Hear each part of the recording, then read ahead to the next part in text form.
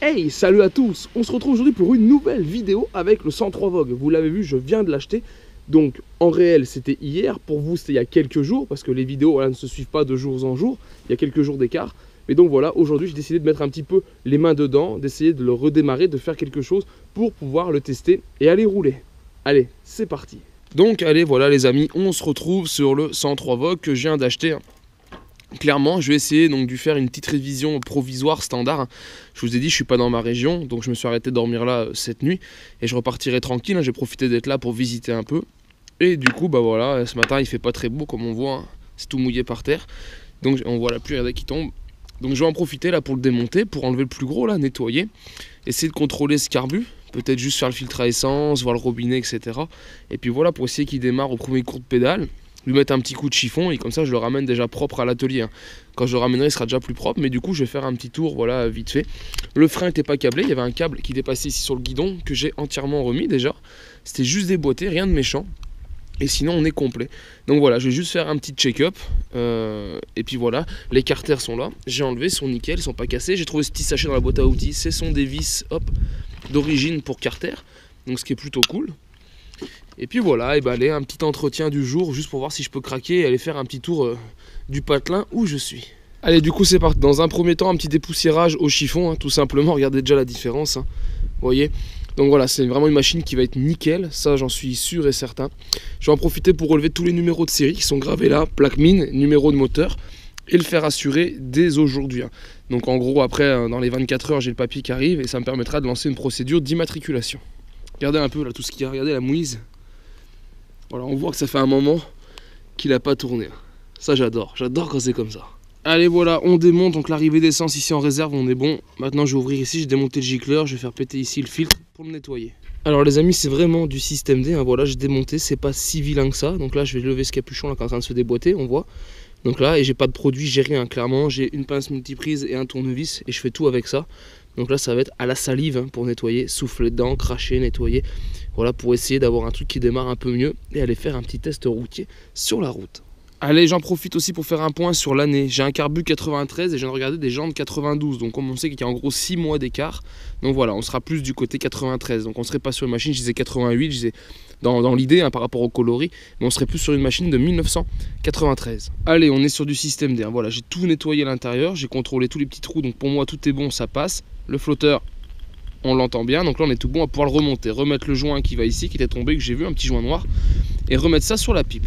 Allez voilà, carbu remonté, je vais pas remettre la boîte à air et on va tout de suite essayer de faire un démarrage. Allez les amis, essai de démarrage qui n'a pas fonctionné. Donc voilà, je vous mettrai pas ça au montage, c'est pas la peine. Donc là, je ne démarre pas. Je viens de contrôler bougie, j'ai bien de l'étincelle. Ça, j'ai nettoyé, pour moi, c'est bon. Le seul problème qui peut rester, c'est l'essence. Vieille essence, on a une odeur qui est vraiment nauséabonde qui sort. Le monsieur déjà avait pédalé un moment pour qu'elle démarre. Je pense qu'elle a du mal à s'enflammer. Donc voilà, j'ai la chance dans mon véhicule d'avoir un petit peu d'huile. Donc ça, c'est pas compliqué. Je vais faire un petit mélange d'un demi-litre en balançant une dose d'huile dans de l'essence.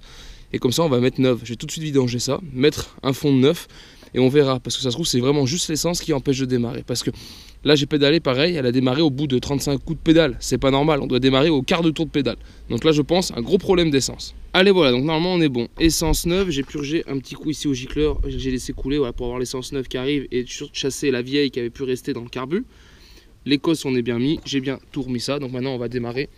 J'espère que le problème venait de ça. Donc là, on y va. On va faire décompresseur ici. Et coup de gaz. Et on la tiendra au gaz. Et ben voilà les amis, c'est chose faite, elle a craqué donc c'était bien ça, c'était juste l'essence. Allumage électronique, ça ne craint pas grand chose, on a un peu de jeu sur le câble, on le voit là. Il demanderait d'être tendu, avec un peu au gaz, on va accélérer. Alors moteur sans variateur, c'est pour ça qu'on a une petite couronne derrière, pour avoir plus de puissance, c'est un moteur sans variateur. Allez on va lâcher, on va voir ce qui se passe. C'est bon, ça prend, nickel, la roue s'arrête, il garde le ralenti, bah voilà les amis. Voilà une affaire qui tourne, donc ça c'est vraiment bien. Elle a démarré, vous avez vu, au quart de tour. Donc là le problème c'était pas ni tant le carbu ni la bougie, c'était surtout la vieille essence. Donc voilà, vous voyez, je l'avais pas changé, je pensais que pour démarrer ça irait. Ce qui expliquait pourquoi la personne, quand elle l'a démarré lors de l'achat, elle pédalait un moment avant de l'allumer. Parce que voilà, il devait y avoir plus d'huile, l'essence s'évapore, elle laisse de l'huile. Donc le pourcentage d'huile est trop élevé, on essaye de faire du mélange avec que de l'huile en fait finalement.